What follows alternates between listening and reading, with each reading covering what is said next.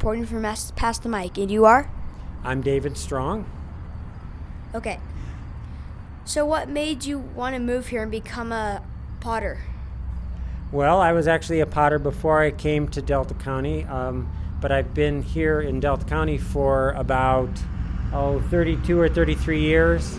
And I moved over from the Roaring Fork Valley, where I had been involved in a school over there, but I needed to have a place to live where I could live fairly inexpensively, because as an artist I never have made a large amount of money, so I needed a place that was beautiful and a place that was quiet, a place where I could actually get some work done in a wonderful environment. So that's why I moved here.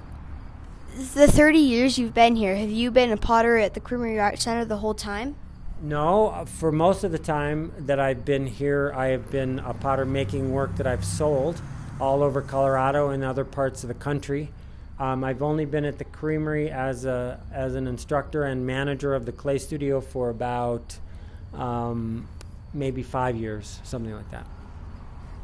Cool. What are some of the challenges that you've had to overcome and face throughout the years of being here in the North Fork Valley? Well, the North Fork is a wonderful, beautiful, quiet place, but it's not always a place where you can make a living off the local economy. So I've always had to go out and sell my work in areas where there was a little bit more money, more people would buy my work. So that's one of the challenges, and related to that was I always had to carry my work.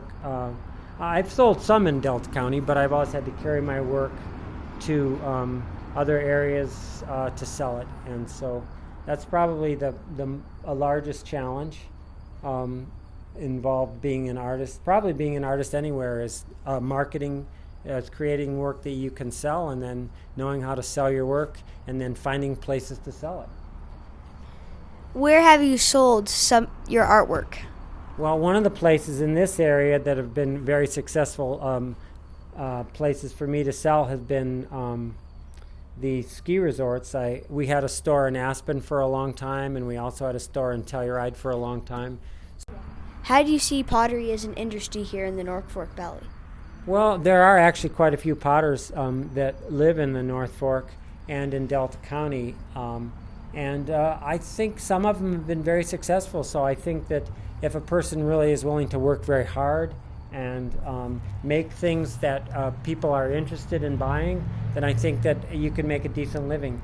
I will say that most potters, and in fact most artists that I know who are making a living primarily off their work, are not wealthy people, but I think they live a good lifestyle and they enjoy being able to live in the area and enjoy all the great things about Delta County.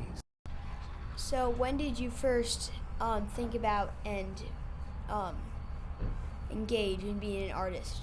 Well, actually, I was very interested when I was even in high school, and then when I was in college, art was one of the majors that I had, and so I was able to pursue it there. And then the opportunities kind of opened up for me over the years, and things were available for me, so I followed the path of being an artist because the doors opened for me to follow that path. So what do you think will happen in the future of the Creamery? Well, I think the Creamery is doing pretty well, and I think that there's been a lot of support, and they have raised some money to help keep it going, and I think that it's going to be a great place for classes and a great place for people to come and work and learn about the different ways of working with all kinds of art materials, not just clay, but all kinds of other materials as well. Neat. Thank you. I'm Will Leal, reporting for Past the Mic. Thank you, Will. I enjoyed talking to you.